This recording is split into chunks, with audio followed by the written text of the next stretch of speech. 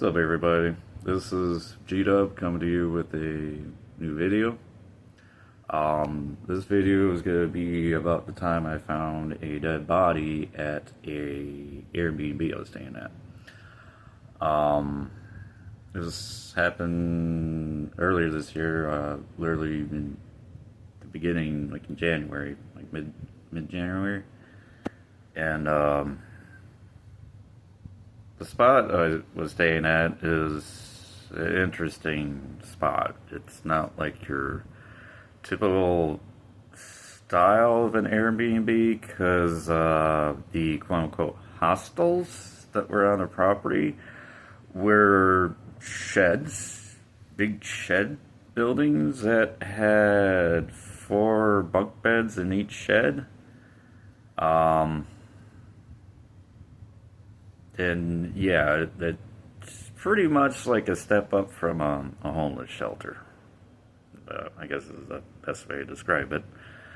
But anyways, because of that type of setup, not a lot of people that have any type of self-respect would want to stay there. The reason I was there is because I, at the time, was trying to get out of a situation where I trust the wrong people and ended up biting me in the butt, so I had to get myself together on the right track, and all thanks and glory be given to God for where I'm at now today. And Lord, thank you so much for getting me out of that situation and providing me guidance.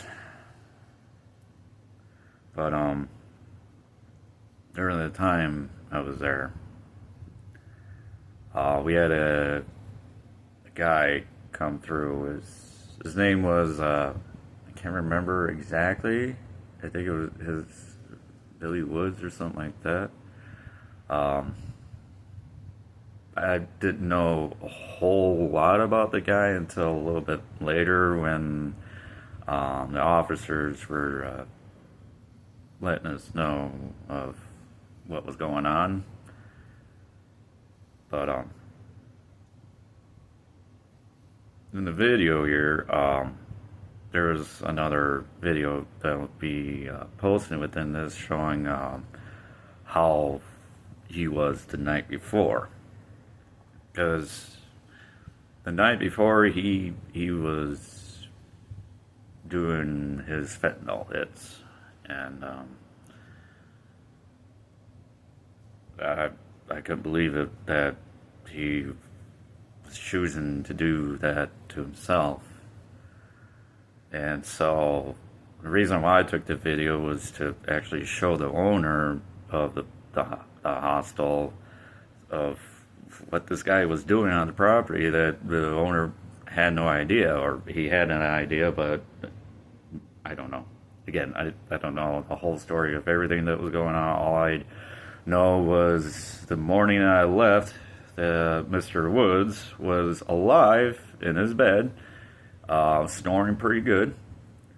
And I left at around like 3 or so to go to work.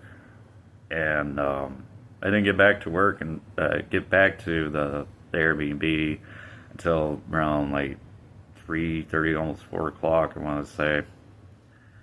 But apparently what happened on the camera is they watched Mr. Woods step out of the shed and went into one of the bathrooms that were, I don't know, like outside, I guess is the best way. I mean, you're literally, it's like a fancy porta potty that's attached to the back of the house. That's the best way to describe those bathrooms. So he used the bathroom around 8:30 from what they said, and then it showed him going back to the shed, and he lay back down, and, well, if anybody knows anything about fentanyl, it is a drug that's used for patients that are dying. It's to help ease the process of their pain of, living their last days. Well, Mr. Woods was at the property a few weeks, for a couple of weeks before. This last week, he showed up, and during the time he was gone, he was actually supposed to go to a rehab center, get help with his addictions on fentanyl, and he chose not to, and he decided to go back to the Airbnb, and did his blues. A lot of people call it blues. That's the street term for it.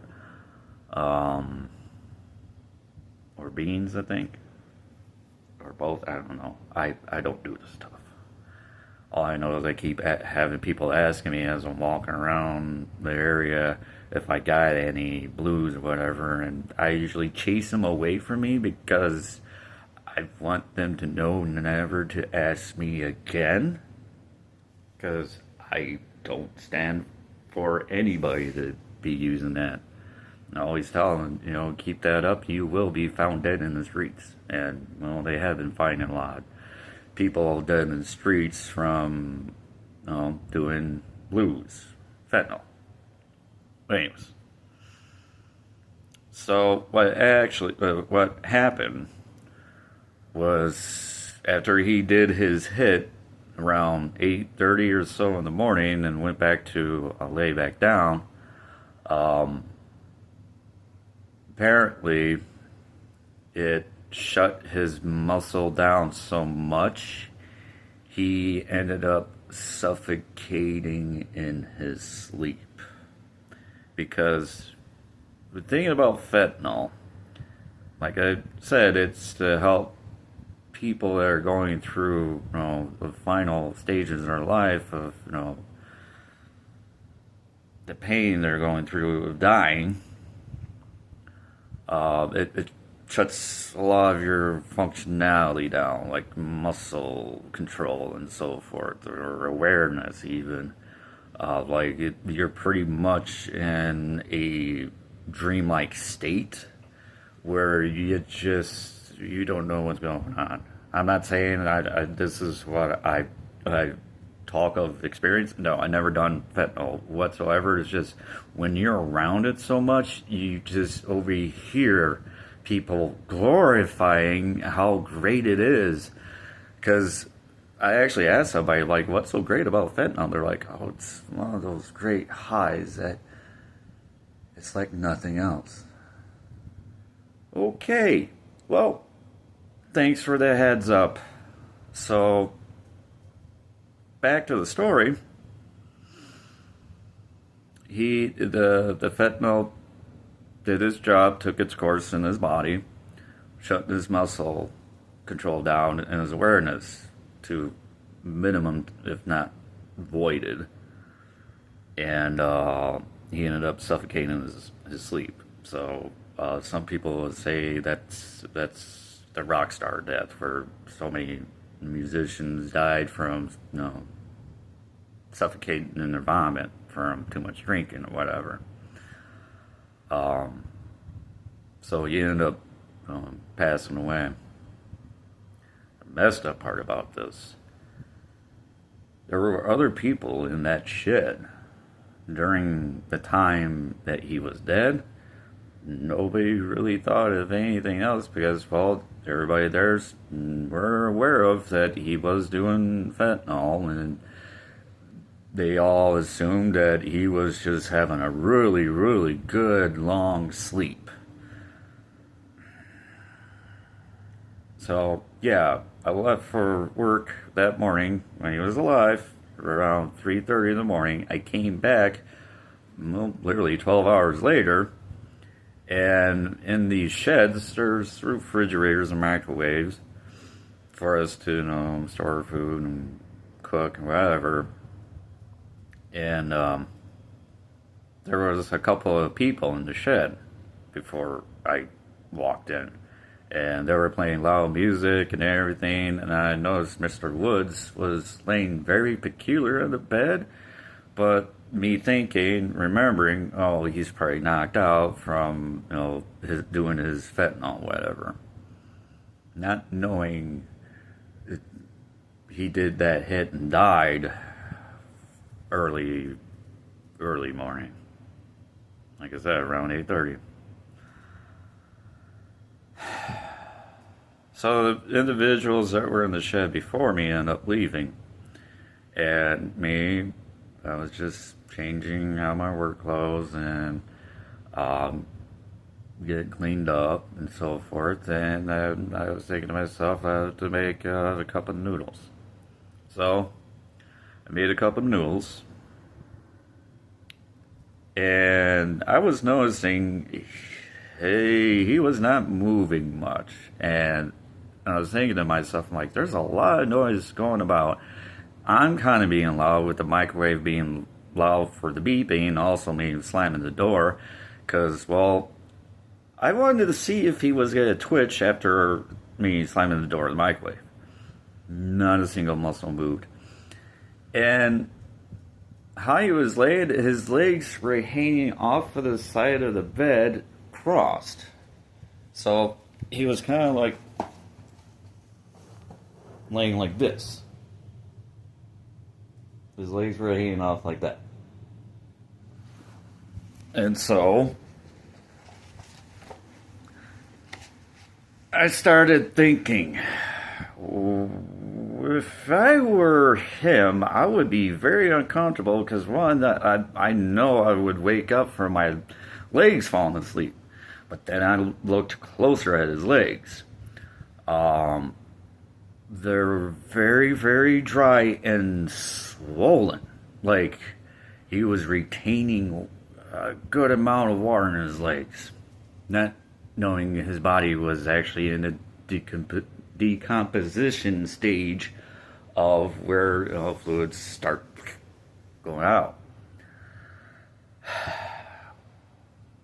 Because remember, he died around 8:30 in the morning or so from suffocating to death in his pillow, and he laid in that position for a long time.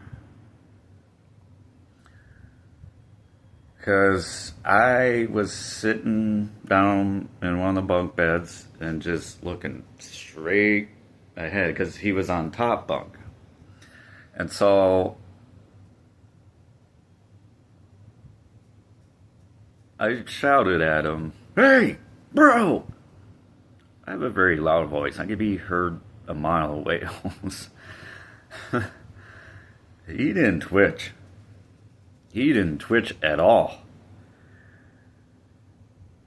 And the gut feeling I had starting of hoping he wasn't was becoming he is. Because I went up to him and I didn't touch the body because the voice in my head is like, "Don't touch the body. Don't. Okay, don't touch the body." And I'm just looking at his body, his back, to see if, any breathing. No movement. No movement whatsoever. And that's when I walked out of that shed and I told the housekeeper of the property, I guess you would call her. And I told her, I think the dude in there is dead. And she's like, "What?" And so she went in and checked on him, and she came out and she's like, "Yeah, he's definitely dead. We're gonna have to call the cops or call 911." So she got on the phone, called 911. Again, we had a lot of interesting individuals that rolled through the Airbnb for stays and so forth, and there was a guy on the property. I don't know what he was on, but he obviously was on something because when he heard of Mr. Woods being found dead, he had this idea of running into a shed and jumping up onto the top bunk, and he grabbed a hold of Mr. Woods' body, and he was picking it up, hugging on him, saying, "Don't go, come back. You got so much to live for." Well, when he picked up Mr. Woods to hug him, Mr. Woods came up like this. Rigor mortis had already set in for some time, and I told him to put the guy down because he's beyond coming back. Rigor mortis has set in right now, and once that's in, you're done. You're done. And so then the guy proceeded to cry and saying, "I love you, brother. I hope you have a good afterlife." Still hugging on the guy, and I yelled at the guy, "Let go of him and get down and get out."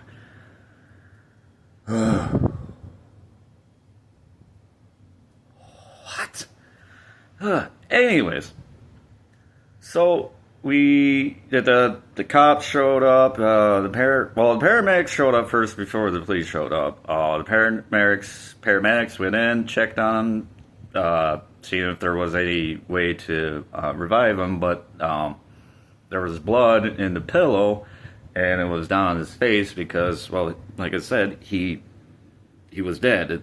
He passed out with his face in the pillow. Yeah. So they checked it to be an overdose death due to fentanyl use.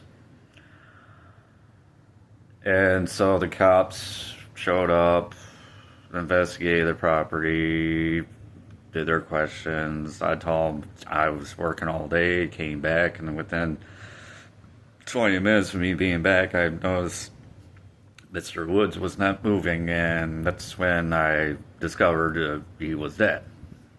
And so they took my statement and information, and boy, they're really quick of finding out who you are and what you've done.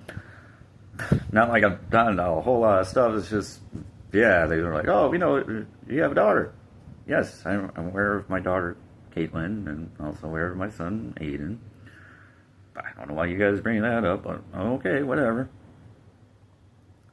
And so the coroner came,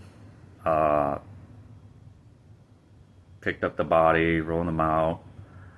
While in the meantime, the owner, the host of the property, told us that he's sorry for the inconvenience of what was going on, what happened, and he offered to buy us dinner. I mean, yeah, thank you, but I can't eat right now. I couldn't eat the noodles that I made. What do you think of... Anyways. But, the owner literally said, "Don't tell anybody about this to anyone." This is kind of a big deal that I feel everybody should know about or be aware, but no. So, all they did was just throw away the pillow and change the sheet. They kept the mattress, they put a new sheet on it, and then put a new pillow up. But yeah, they kept the mattress. After a body was decomposing on it, they just took the sheet off and put a new sheet on it. Don't go to the Airbnb in South Phoenix across the way from South Mountain. Some of you will know what I'm talking about. But, yeah. That was all that happened that day. And come to find out, he had little ones that he left behind.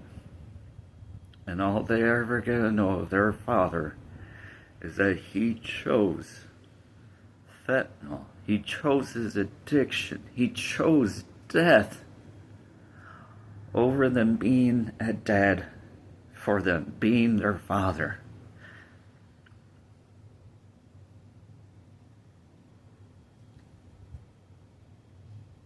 And that is just heartbreaking that there's so many parents still today that are choosing addictions, things that are killing us, things that are killing them over our own children. And for what? So you can be numb from the crap that you have to deal with every day? Everybody has crap that they gotta deal with every day, but the best way to go about it is you seek Jesus. He went through everything for us. He went through the hardest moments that nobody would ever want to go through. But he did it for us out of love, out of compassion, to say to us, I don't want you condemned by your sin. I want you alive and free by my name with my blood.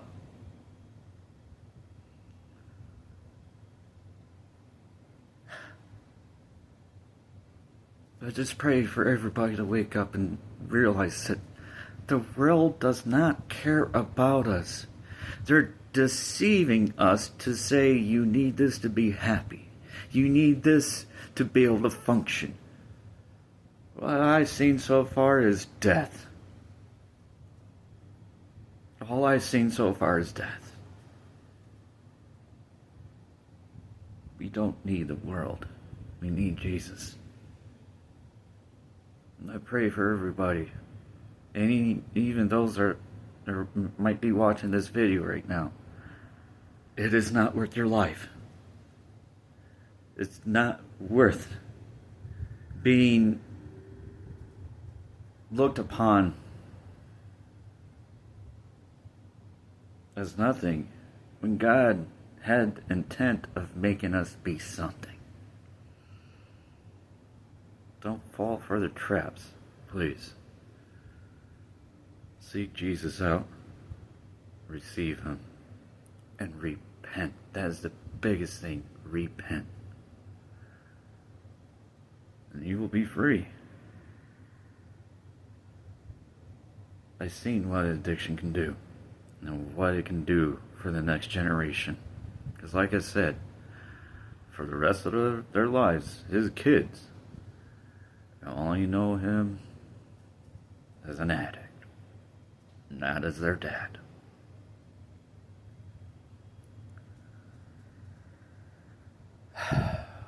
I hope this has reached to somebody to touch their heart. Wake up, that put it down and walk away.